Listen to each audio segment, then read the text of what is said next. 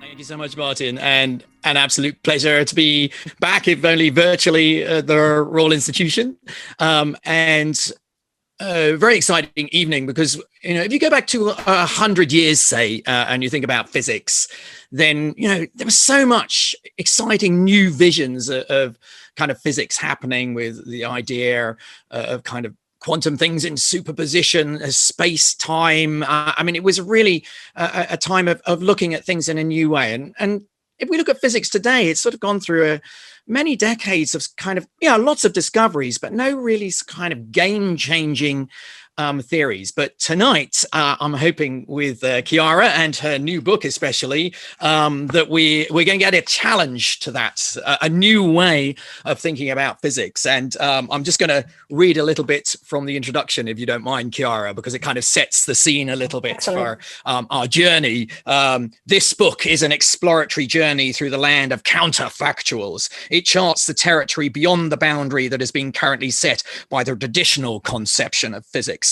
Reading this book will feel a bit like going on an expedition in forbidden seas, like that of Darwin on the Beagle. So strap yourselves in, because tonight we're going on a rough and hopefully exciting journey with Chiara. So Chiara, in some ways you've already alluded to something in that passage, which is a kind of challenge to the kind of what you call the traditional conception of physics. And this is what you're hoping that this book and your work with David Deutsch is going to challenge. So perhaps you could set the scene just in what you sort of feel is the physics that you want to kind of challenge, this idea of the traditional conception of physics.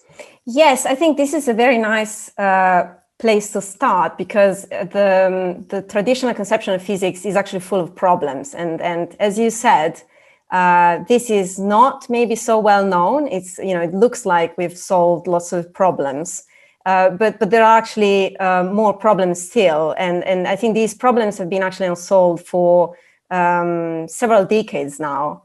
And so what I'm working on with David and other collaborators, I think, is really to try to kind of change the tools they were using to address these problems. And so the main problem is that so if you think of the way physics works, you start with what we see with our experiences. So what is what exists in the universe around us, and then physics tries to come up with explanations for what we see. And so it kind of goes away from what we see directly, but it still explains all of that in terms of stuff that happens. So, if you see, the dark sky at night with the stars, you can explain that in terms of a number of things, including motion of particles, the way that light and photons work, and so on. And all of these things ultimately boil down to the same type of mode of explanation. And this is, explaining things in terms of trajectories of particles in space and time. And if you think about it, this has been the same mode since Galileo's breakthroughs and Newton's laws. We haven't really changed much that mode of explanation, because it was very successful, of course, and it had lots of great discoveries attached to it, and Maxwell's laws to describe light are also similarly phrased. And of course, quantum theory and general relativity, they look very different from these first laws that I mentioned. But in regard to this mode of explanation, they are always using the same mode. They're telling us what happens. And they explain what happens in terms of other stuff that has happened or happened in the past, or maybe will happen in the future. However, there are things that you can't quite fit into this mode of explanation. That's the problem that I was referring to. And I think that's what the really book is about, explaining in a number of different ways how this problem crops up and somehow requires us to change the way in which we explain things to incorporate more of physical reality. And perhaps an example I can give you just to kind of explain what could there be more than just what there is, than just what happens. I have this example in the book, I think, that I like very much because it's tied to sea and boats and things like that. You have a lifeboat aboard a ship, on a ship, and you'd like to explain why it is there. And of course, you can list the set of events that led to that lifeboat to be there since it was created. That's like a story about what happened to the boat, but you wouldn't quite explain why it's there, would you? Because the real reason why it's there is that there could be a shipwreck. A shipwreck could happen, and this particular event may never happen. But it's the fact that it could happen that explains why that lifeboat is there. And that is a counterfactual. And that's the kind of stuff that we need to expand on the mode of explanation that we currently have. So it's this kind of tension between, this kind of traditional conception, as you describe it, trying to explain sort of what will happen, given these initial conditions, you run the equations of motion or whatever that Newton will have come up with. And it's interesting, I think it's a very nice description in a way of how so much of physics is like that. And as you say, you think, well, surely relativity and quantum physics are such new ways of looking at things, but they too, Schrodinger's wave equation is about the evolution of something different now, but yes. but a wave. And I think, for me, this felt, I almost wanted to call this the kind of Laplacian mode of physics, because, Laplace so summed up in his idea of something we now call Laplace's demon, that, when we know the laws of the universe, then we know it all, don't we? Because we just find out the initial conditions now, set them off running into the future in the past, and we know each of the directions. But there are many challenges to this. Of course, quantum physics says things aren't so deterministic, maybe, but even pre-quantum, and I think you highlight quite nicely that, hey, hold on, what are these initial conditions? Because you need to explain those as well. And so perhaps you could explain the kind of challenge of reductionism and this idea that, we can just run everything and understand the future and the past. Yes, I think this is an aspect of this problem that I'm talking about, because in theoretical physics, we maybe don't quite acknowledge that much, at least in everyday chats. But we have a problem that we have a really good, at least we think we have a really good picture of these laws of motion. So we've got quantum theory and general relativity. They both work as far as we know. They don't quite go, they're sort of in disagreement with each other, but they work in their respective domains, and we are fine with that. But there is this problem that, of course, we have to give some initial conditions for these laws of motion to unfold. And usually, as you said, you want to explain what you see now in the universe in terms of what used to be there at the start of the universe, or perhaps at the end of the universe. That's already an ambiguity, because the laws of motion have this nice symmetry that, they are reversible, so they look the same in the forward and backwards direction. But let's say, supposing that we just focus on the initial conditions as explaining what's happening now, then these initial conditions look a bit arbitrary, in the sense that we don't have a watertight good theory of why we should have these particular initial conditions as opposed to others, other than the fact that we know that we want to explain what we see now. But of course, that's not quite, it's a bit ad hoc as an explanation. It's not a very satisfactory one.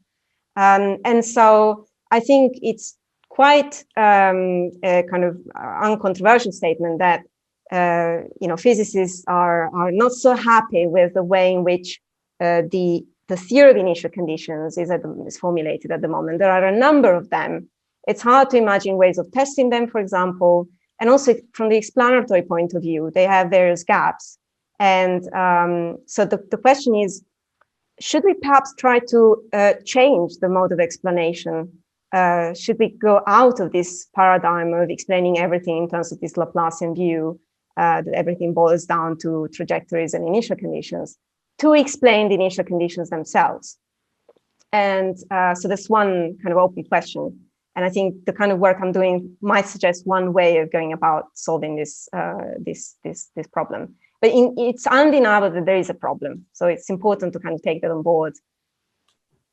And I mean, many people probably don't quite know what a counterfactual is, and that's such a central idea in the book and your theory. I mean, you've given us already a hint of it with the lifeboat. You know, the possibility, not the fact. It may never get used, but it's the possibility of things, or the impossibility of things happening. I wonder whether you could just expand sort of what is a counterfactual, and perhaps some examples in the world of physics.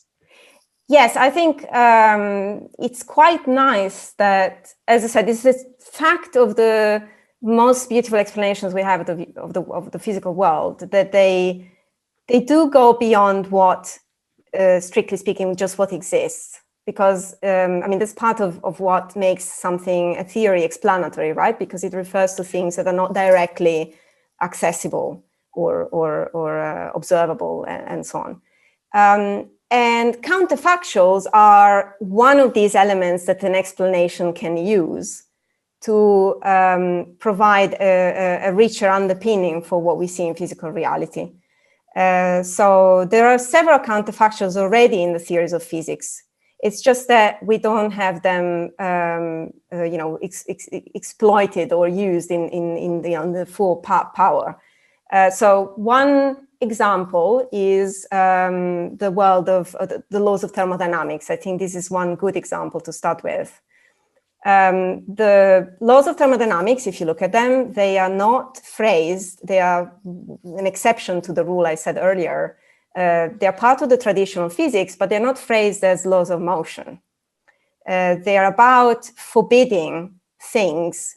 So they're about saying, it's impossible, for example, to build a perpetual motion machine, which would be a way of kind of extracting useful energy out of nothing. So that is impossible. And the fact that it says that's impossible, although it refers to something that never happens, so it says stuff, this stuff really cannot happen, it's very useful to explain all sorts of different trajectories and motions of objects around us. I think there is this nice kind of BBC episode with Richard Dawkins facing a pendulum, where he's, saying, I am happy to be placed here, and the pendulum is actually starting from just a few millimeters away from my nose, and then it's going to move away. And I am daring to stay here because I know that when it comes back, it will not hit me. And the reason why it doesn't hit me is the fact that energy is conserved and that the first law of thermodynamics is true. Now, so this is an example of how a counterfactual, the impossibility of perpetual motion, actually has a very strong, important effect on what is allowed to happen, and therefore allows us to make a prediction. So that's how, again, there's this nice link between something that is a counterfactual, something that's about what cannot happen, how that's linked to a thing that we see in the world, which is this motion of the pendulum and the way it works and so on. So this one we did this experiment in a BBC program that I made as well, but we shot a ball off on a catapult, but what I hadn't factored in was actually there was a wind that day, and I almost got killed by this catapult that I calculated wasn't going to get anywhere near me. But you do have to make sure you've got all of the system. Yes, quite. I thought it's interesting. I think that counterfactuals, this isn't a new thing in some ways. There are laws of impossibility, and in some ways, testing a theory is part of, I suppose, exploring what can happen within a system, and then you see whether it actually, you try and force the thing to see, and if it doesn't happen or something else happens, then that's a challenge to your theory. So I suppose we should say that counterfactuals have been part of the way we do physics, but Yes, indeed. And they are part of any process that leads you to explain regularities in nature in a way, right? Because if you see, well, this may be true in mathematics as well. If you see a sequence of numbers that appears to have a certain pattern, an explanation for why that is goes through wondering how that particular sequence could have been. Why is it like this and not in a different way? And so this contemplating what could have been is referring to a counterfactual, which ends up being part of the explanation for why the particular sequence is the way it is. And so in a way, I think they are part of the scientific discourse. But I think what this new way of formulating physics that we are proposing is about is to say, well, unless you resort to them, you won't be able to capture certain phenomena in nature in a sort of exact way. And I think this is an important thing that I wanted to bring in. And I guess maybe captures your interest too, because you're kind of, being a mathematician, you're interested maybe in this type of issues. That it did feel very much a kind of mathematician's kind of view of the world. I mean, I quite often set up sort of parallel worlds where different things are happening and explore, it's impossible to have, these certain types of numbers, no solutions here.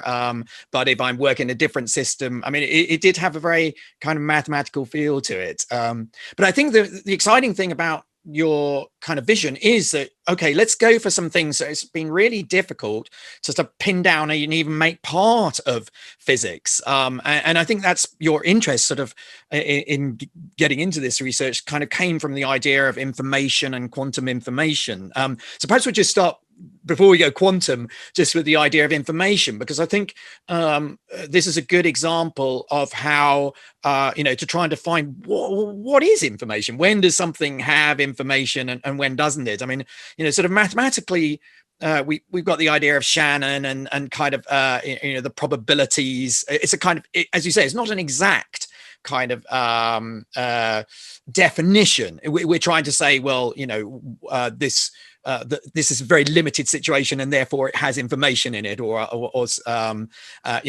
you've got a coin going, heads, tails, heads, tails, heads, tails, then, you can compress that. But it's a very sort of inexact. But you've got a different version of trying to define information, which is using these counterfactuals, which perhaps you can explain to us. Yes, I think information is the right place to start because it's an interesting kind of concept, because as you said, up to some time it was considered to be mainly part of computer science, things like before that mathematics, in a sense, sort of abstract type of things, and it wasn't quite connected to physics in a sort of direct way. Except that at some point, I think in the, kind of around the 80s, and this is part of this quantum information type of thing, as people realized, and I think David Deutsch was one of these people, that there is a connection between the sort of information processing that one can perform in a given situation and the physical laws that rule that situation. So it's the laws of physics put constraints on what computations can be implemented, and this is in a sense immediate to us now, because we know that computers are physically implemented in objects that obey the laws of physics, and depending on the different physics you can have different computations being possible. And this is the most basic connection between physics and information. And then you can go on, and this is where counterfactuals come in more directly, to ask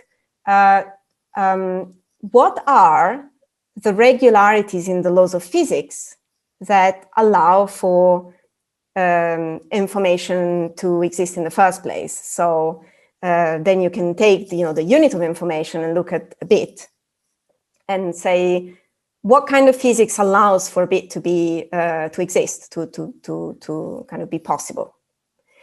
And the regularities are very simple, and they are counterfactuals because they are the fact that the bit, that the object that embodies the bit, for example, a transistor that can be on or off, has two possible states. So the explanation for why information can be there doesn't go through saying this particular object is in a state, but it says this object could be in one state, 0, or it could be in another state, 1. And these two states, 0 and 1, could be copied onto another bit if you had another bit around, and so on. So there are these two properties. One is the fact that the states of the system in question can be flipped. And the other one is the fact that these two states can be copied. And these are both counterfactuals because they're about what's possible to do with this particular object. And once you realize this, it's very nice because you notice that it doesn't really matter whether the bit is realized with traffic light with two different colors, or a switch on and off, or a flag, again, different colors or different orientations. Doesn't matter, all of these details are irrelevant. All that matters is that all of these objects I mentioned have these two counterfactual properties. And so that's how you go from like all of these details that seem very different and distant from each other to one regularity, which is in common to all of these systems, and the fact that they have these two counterfactual properties. And then you can just talk about bits. And in that way, you abstract away all of these other details. And usually when this happens in physics or in science more generally, I think there's a nice regularity going on, and there's a hope to be able to formulate a law that says that all of these objects are interchangeable from the point of view of what they can do with the information. And that's kind of an implicit way of talking about information, by talking about what the objects that can contain information can or cannot do. It's interesting, yeah, because you could have a computer which is everything set at 0, but this will be the possibility of an information system because these can then go on and off, and it can be copied. There was one point I didn't quite understand when I read it, which is if the thing's kind of full, then it isn't hasn't got information, or are you saying that it isn't an information system anymore because it can't change? It may contain I mean, there's kind of difference between if something contains I would say when my hard disk is full, it's still got information even though I can't change it anymore, or are you saying, well, no, I'm defining an information system, it's now no longer capable of being an information system even though it might contain my photos and stuff? And yes, I guess you can still have information in a system, but temporarily this system is, not able to be rewritten. But in a way, when you have a memory that's full, imagine you suddenly could change the laws of physics in a way that you cannot extract that information anymore. So, for example, copying isn't possible. In that case, although you could think that it makes sense to describe the state in which the object is in and so on, it loses this nice property of being interchangeable with other objects that can flip and then can have this copyability property. So it somehow has lost one of the nice properties of objects that we expect are able to process and contain information. So I guess whenever we have a memory that's full, we're always thinking that there is one way of transferring whatever that is in there into some other system through, for example, a copy operation, which would then allow us to erase this memory and then reset it to whatever initial state it had. But if it's somehow, for reasons that have to do with the laws of physics, fundamentally stuck on this particular state, and it couldn't be flipped back into not containing anything, or the blank state, then it wouldn't be a good information medium anymore, because it's not interchangeable anymore with all the other kind of bits that exist in the universe. So I think that's the kind of idea. Yeah, and then what I was intrigued by was you then sort of push this and sort of focus in on particular information systems, namely ones which are exploiting quantum physics, which of course are incredibly interesting at the moment as people are actually trying to make quantum computers. So understanding the kind of the idea of quantum information is becoming, not just an esoteric pursuit. So you add a couple more of these counterfactuals to actually define a sort of quantum information system. So could you a little expand on how you do that? Yes, I think this is a kind of thing that emerged out of this field of quantum information. So it's quite nice that we understood quantum theory better by trying to understand the information theory that is possible with quantum systems. And again, this is because, as I said before, in regard to bits, when you concentrate on the information theoretic properties of systems, you're getting rid of all the details that are unnecessary. And so you don't worry anymore whether you've got an electron or a proton or, I don't know, a photon.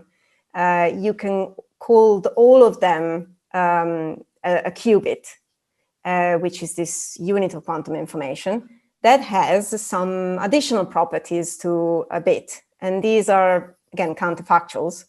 So a qubit can work as a bit. So it has this copyability and this possibility of having, a number of different states that can be flipped into one another. But it has more. And the more part of this is connected to this property that kind of we've heard about a lot when we talk about quantum theory. I think the first thing that comes to mind is this Heisenberg uncertainty principle. And usually it's introduced as the start of why we lose kind of our grip on understanding physical reality somehow, because it says something that physicists initially didn't like quite. So it says that objects like electrons have different properties. These properties are like velocity, position, energy, etc. But some of these properties cannot be measured to the same arbitrarily high accuracy by the same machine. And what does that mean? It just means that when we're looking at the electron, while classically we can, in principle, determine with a measurement both velocity and position arbitrarily well, with the electron we can't. So, we can either measure really well position and then we lose a grip on velocity, or vice versa. Now, this is, again, about impossibilities, because this principle says that a machine is impossible, and this is a perfect measurer of both position and velocity for the electron. And now, abstracting away all of these details about the electron, a qubit in general is an object that has, let's say, at least two different ways of containing a bit. So velocity and position, for example.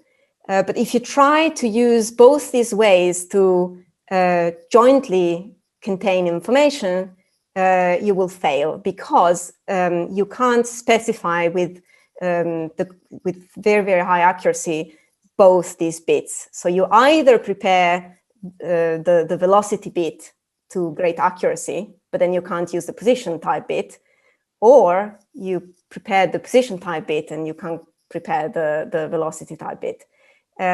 So in a way, a qubit is more interesting because it has multiple ways of encoding a bit, but all of these ways can't be used jointly. And that's what the Heisenberg uncertainty principle tells us. And it's very interesting that this particular thing allows you then to have more in terms of information processing abilities. And that's kind of a counterintuitive, very cool thing that quantum information pioneers realized. Well, what I thought was very striking was then your statement that, hey, actually, quantum physics might not actually be a theory which survives. It might change and be something different. But what's beautiful about what you've done is that, but this definition of using counterfactuals can be made independent of quantum physics. Another theory will have will fit in different ways. So for me, this really showed the kind of power of your vision, which was to kind of change the order we do things in a way. You want to make the counterfactuals not a consequence of everything that we're seeing, but almost like the principles. So let's identify the fundamental principles, and almost then, you might have a theory which then gives you an example of this, or maybe things are implied by the counterfactuals. I mean, that seemed to be the real challenge. You want to make these the beginnings, it's reductionism, but to counterfactuals, not to particles and trajectories. Yes, I love this way of putting it that you just came up with. I think this is what somehow fascinated both David and me when we started thinking about this particular thing about information. It was tantalizing, the idea that you could find some kind of hidden symmetry in quantum theory through this idea of following the counterfactuals that underpin information in that theory. And then use that as a sort of springboard. So these principles about counterfactuals as a springboard to then guess, the successor of quantum theory, or maybe help us finding exactly this theory that won't just be the successor of quantum theory, but will merge it with general relativity, and so help those people who are studying quantum gravity and stuff like that. Yes, you talk about it. I know that you like symmetry, and I think this is a very nice way of explaining how powerful finding symmetries is. Could you expand a little bit on, because you wrote in the book sort of tantalizing hint at the use of counterfactuals to kind of explore this idea of quantum gravity, that gravity might need to be quantum, and again it seems to hint at the idea, well, we might not necessarily need to know what the two theories will be that will finally merge, but using the counterfactuals we can start to explore it even before we know what the answer might be. Could you give us a little hint about what that means and how it's being used? Yes, I think so. This is a train of thought that started with physicists already, in the past, in a way of, so people were trying, when they realized that quantum theory and general relativity were two very different theories, and they somehow disagreed about the universe, because general relativity is very different from Newtonian physics, but it's classical, so it does not have this Heisenberg uncertainty business. It doesn't have this additional limitation on what you can measure and so on. So everything is just like in good old Newtonian physics. So there's a tension. And so back then, people like Feynman, Wheeler, and DeWitt and other physicists tried to come up with ways of still making predictions about what happens when gravity, which is described by general relativity, gets to interact with something that's quantum, like a mass. And I think this problem is at the heart of quantum gravity, because on the one hand, general relativity says that gravitation is universal, so anything that has an energy has to interact somehow with gravity. So there's no way of shying away from gravity. But at the same time, quantum theory says that things that have energy can also, and mass, can also manifest these quantum effects where Heisenberg's uncertainty becomes important. And so, does it mean that when we have a mass or a kind of quantum system that displays these quantum effects, does it mean that it will infect gravity with this quantumness? Or does it mean that does this mean that gravity will somehow make this mass classical, back into a classical system, and let it forget about Heisenberg's uncertainty? I think that's the kind of question. And back then, I think already they tried to use principles, general principles, to make predictions about this situation where a quantum system interacts with gravity, because the dynamical laws we had were not so well developed at the time. So, there were some attempts to quantum gravity back then, but they were not fully developed. And even to this day, I think even though there are nice proposals for quantum gravity that are really fully developed and nicely mathematically expressed, there is still this problem that because we haven't had really experimental confirmation of which one is right, when we have a situation of that kind, we're still not sure, which dynamical law we should use. And so these principles and counterfactuals come in very powerfully here, because they still apply. These features of things being possible or impossible that come from the deepest symmetries of some of these dynamical laws that might be important in this particular regime are still applicable in this context. And so they allow you to make predictions still, even though you don't know particularly which dynamical law you're using. And so that's how I think kind of worked with Vlatko Vedra, who's a physicist here in Oxford. We came up with an idea to, as you said earlier, to make a test that allows you to, just based on these counterfactual general statements, allows you to check if an unknown mystery system has or doesn't have quantum features. And this is very useful because even though this is like a thought experiment, so it's very abstract, but in principle is realizable, it's useful because it allows us to think of ways of probing gravity, or in fact any system that's a bit mysterious about which we don't know exactly the details of its dynamical laws, in such a way that we can check whether it has quantumness in it or not. So it's like a sort of witness of quantumness, which doesn't rely on the quantum laws of motion. And that's the kind of nice thing, and which comes directly from the generality of counterfactuals. So I think that, that's a very interesting recent development, which was very exciting to us somehow because of the connection with experimental consequences.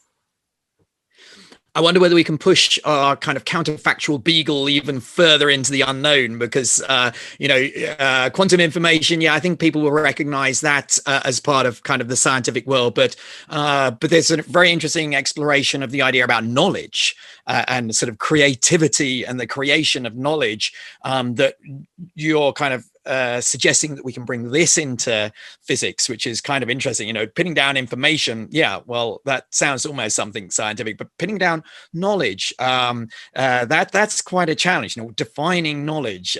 Could you take us a little bit through those kind of ideas? Yes. So this is some very interesting speculative area that I think has interested physicists, some physicists at least, for quite a while, as well as mathematicians. And for example, Turing had lots of interesting ideas about this stuff. And the way in which counterfactuals enter is precisely through the fact that creativity is a label that we've invented to describe a process that happens in our minds. Perhaps it happens in other physical systems in the universe we don't know, but let's say we are sure that it happens in our mind, that produces a different kind of information compared to the sort of trivial information that we can find in nature. And this information has resilience. So it has this feature that it's capable of surviving.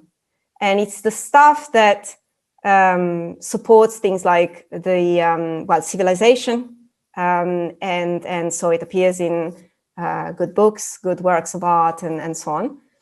But at the same time, it's also something that is not just produced by our minds; it's something that has been produced through millennia by natural selection. So it's the kind of information that has resilience is also a byproduct of what happens with natural selection and the creation of the biosphere.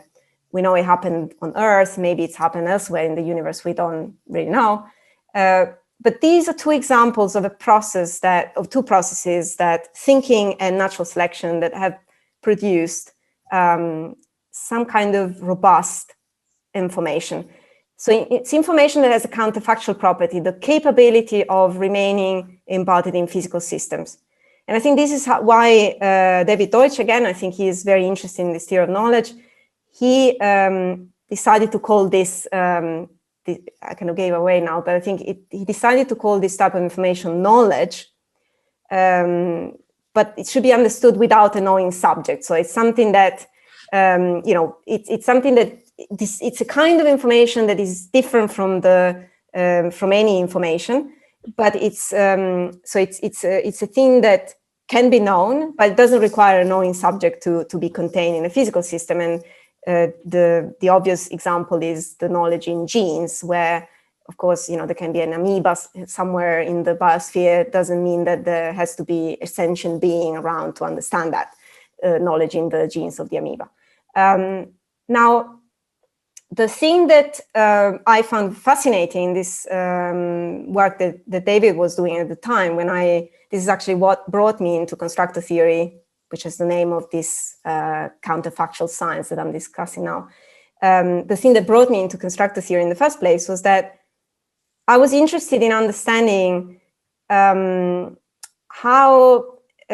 one could reconcile these high-level description that we have in biology about knowledge and resilient information in genes and self-reproduction that is very accurate, which happens with bacteria and so on, with the underlying laws of physics that we have. And I think this is a thing that had been questioned by several quantum physicists, including Bohr and Wigner and even Schrödinger and so on. And the thing that I found fascinating in Constructor Theory was that it had a very simple point of attack into describing this type of resilient information in an objective way that doesn't require to refer to arbitrary entities, observers, subjective things.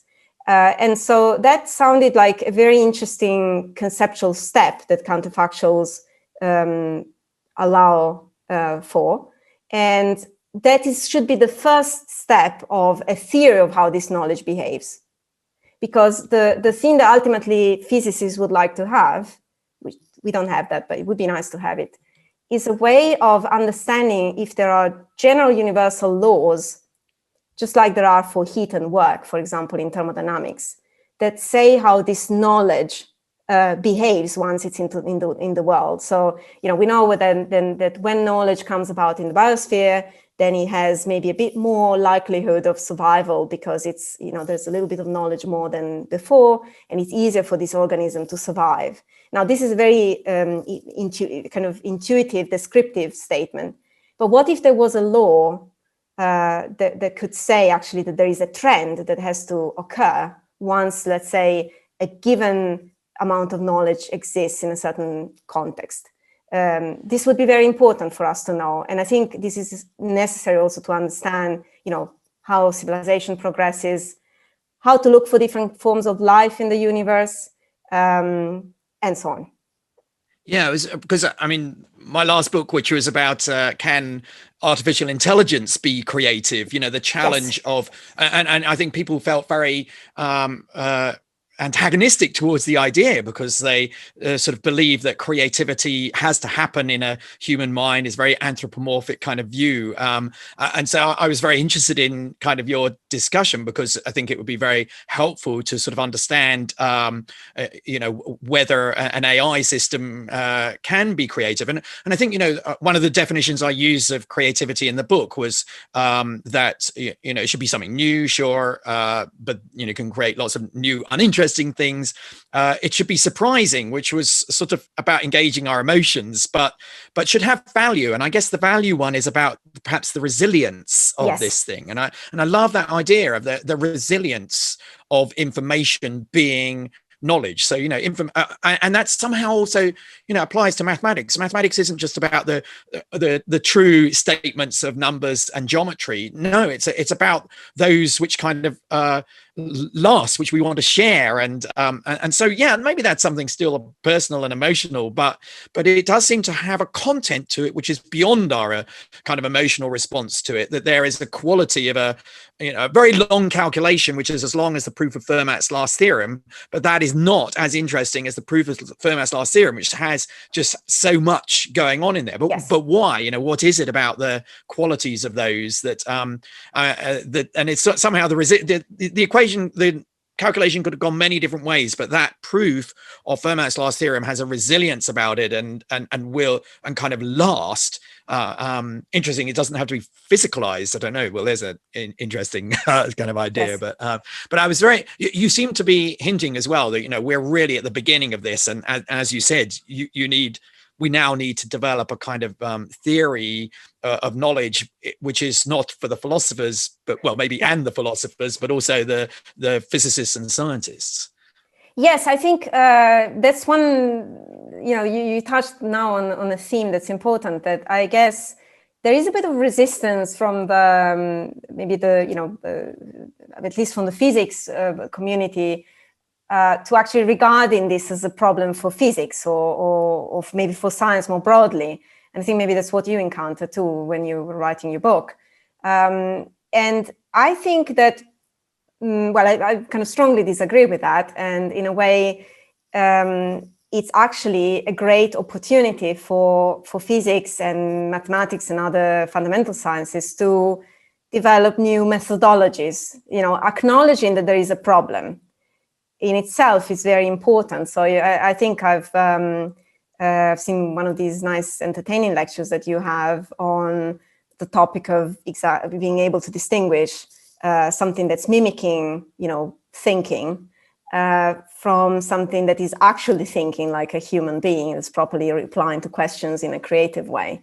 Now, we have hints as to, how to maybe go about answering this question. But I think the fact that we don't have, so we only have descriptive statements about this. We don't have explanatory statements yet. And I think it's a bit like, I think my colleague Sarah Walker, she's an astrobiologist, and she has this nice way of saying that we are like, we